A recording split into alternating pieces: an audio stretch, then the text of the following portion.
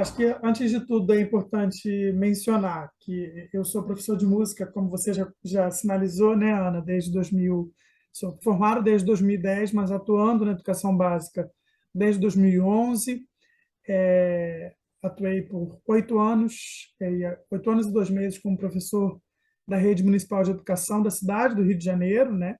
E desde 2019 eu sou professor do Colégio de Aplicação do UFRJ, aqui no Rio de Janeiro. Então, meu processo de formação inicial, assim, né? Eu vou tentar ir lá atrás, mas eu vou tentar ser sucinto nesse lá atrás. Tranquilo. Eu fiz meu início de iniciação musical, né? Já começou na adolescência, fazendo aula de teclado, e depois passei para piano e tal. Fiz um curso livre de música de 4 anos, e em seguida Legal. entrei na licenciatura em música. Uhum. E aí, na licenciatura, assim, acho que foi bem interessante o meu processo de formação como, né, de formação inicial, como professor de música, porque eu acho que, naquele momento, eu entendia que o importante era conhecer todos os métodos de ensino de música para dar boas aulas, né? Ai, ai, ai. Então, entender bastante da Dalcroze, de Orff, de Kodai, de Suzuki, de Sapereira, de Gazi de Sá, né? Ou seja, entender esses cenários todos, né? Porque naquele momento eu entendia que isso era o mais importante. Mas durante a graduação, por mais que eu tivesse sempre, acho que desde criança, né?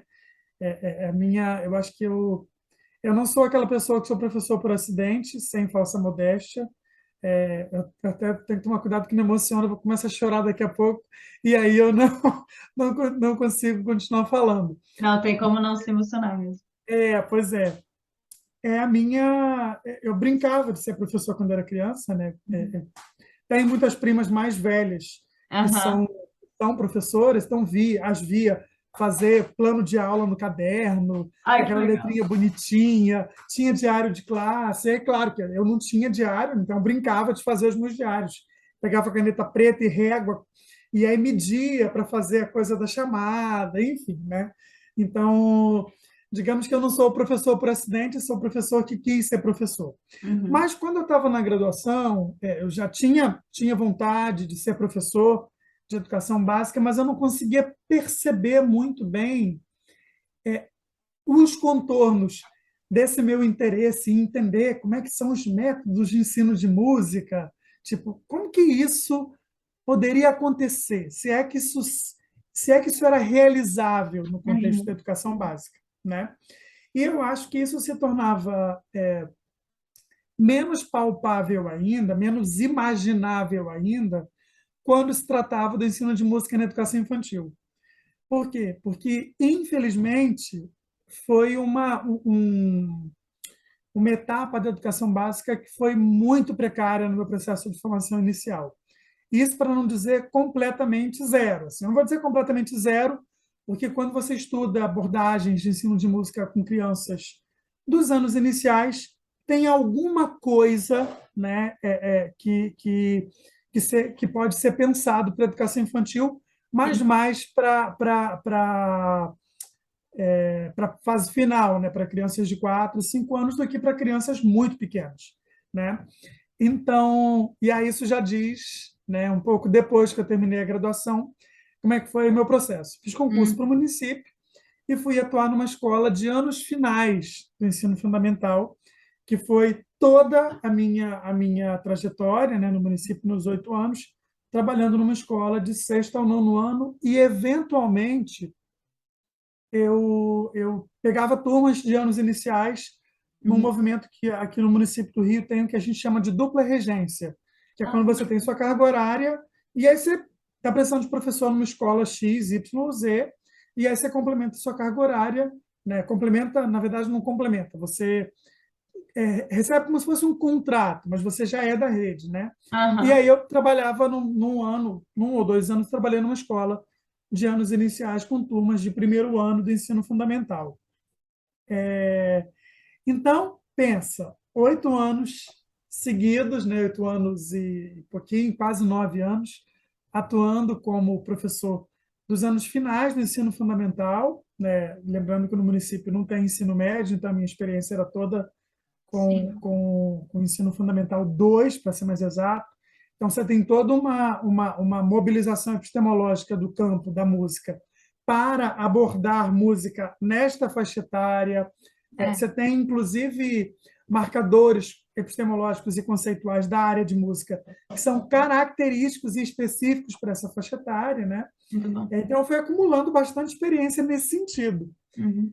Entrei e fiz concurso em 2018, 19 para o Colégio de Aplicação da FRJ, passei, e aí, chegando no Colégio de Aplicação, eu descobri que recentemente a antiga Escola de Educação Infantil da UFRJ, que era uma creche universitária, foi acoplada, foi absorvida, né, pelo Colégio de Ah, Aplicação, e aí alguns setores curriculares, né, que já atendiam a antiga Escola de Educação Infantil, passariam a atender também ao novo segmento recém-inaugurado no CAP, pode-se assim dizer. Então, aí surgiu, né, a possibilidade, na verdade, assim, para mim não era nem possibilidade, porque como eu não tinha formação, entre aspas, nenhuma, né, uhum. para atuar, ai, gente, eu vou correr o quanto eu puder, eu Não, vou correr. fica à Não, vontade. não, não, não, não, não. Não, estou dizendo assim, eu vou Ah, correr o quanto eu puder da educação infantil. Tipo, não, entendi. não, não vou pegar, não. Não vou pegar. Quando eu cheguei em 2019, eu cheguei em dezembro, né? Ah, Então, eu cheguei assim, no apagar das luzes do ano letivo de 2019, e aí o horário já estava montado, e para mim, o que tinha ficado para mim, como professor recém-chegado, eram as 3 turmas do primeiro ano do ensino fundamental, uma turma de primeira série do ensino médio e uma turma de segundo. Com a entrada do ensino remoto emergencial por conta da pandemia, né, o horário foi reconfigurado e tal, e aí eu meio que acabei não ficando com as turmas de ensino médio, fiquei só com o primeiro ano. entendi. Então, 2020 e 2021 foram 2 anos de, mesmo no remoto, né, de Uhum. imersão nessa série, né, Uhum. Uhum. e nesse universo das crianças muito pequenas e dessa transição da educação infantil para o ensino fundamental, né, que é o primeiro ano. E com isso, nesse ano de 2022, né, na preparação do ano letivo de 2021 para 2022, muitos colegas que atuam no segmento da educação infantil, poxa, Glauber, você podia tanto vir trabalhar com a gente. Eu acho que você tem todo sabe, um jeito, todo um Ah, perfil de contato com as crianças que eu acho que seria maravilhoso para crianças muito pequenas. E aí então, eu acho que não, porque não sei o quê, tal. E aí, o que acabou acontecendo foi que a gente dividiu, né, entre eu e uma outra colega, que também é professora no Colégio de Aplicação, e ela acabou pegando as turmas menores, né, da creche, né, infantil 2 e 3, que são crianças de 2 e 3 anos, que é quando a gente começa no CAP, a gente recebe as crianças a partir de 2 anos. aham. E eu fiquei com as turmas do jardim de infância, pode assim dizer, né, que é infantil 4 e infantil 5, que são Legal. as crianças de 4 e 5 anos. As primeiras semanas foram assim, eu acho que eu estava com mais medo das crianças porque eu estava com medo de mim. Aham. Eu não sabia qual era o lugar aqui dentro da minha formação e experiência que eu devia acessar para poder chegar às crianças, né? Uhum. Para poder como conversar com elas, como falar e tal. Uhum. Então, eu acho que esse movimento, nesse ano de 2022, na chegada, foi bastante desafiador no começo, bastante desafiador, porque, querendo ou não, uma coisa ruim, talvez que eu tenha, não vou dizer ruim, mas assim, que é marca da minha trajetória como professor de anos finais, professor de música nos anos finais, era que, tipo, você pedia para fazer uma coisa, aquela coisa era feita, porque minimamente, né, Exato. eu operava numa lógica de, entre aspas, de controle, de conseguir Sim. minimamente. E aí, aos poucos, eu fui percebendo que criança muito pequena não é, quer dizer, ninguém é pedra, né? Mas criança muito pequena, menos ainda, A né? resposta é totalmente diferente, né? Exatamente. A resposta é diferente, o tempo é de outra O ordem. tempo é diferente. Inclusive, uma coisa que eu acho que para mim, Ana, tem sido, na verdade, assim, maravilhoso, quanto que as crianças elas torcem a nossa noção de fluxo temporal de raciocínio, né? Muito bom. A gente, adulto, nós adultos, né, temos uma tendência a iniciei um raciocínio, quero terminar esse raciocínio, colocar um ponto final e iniciar outro.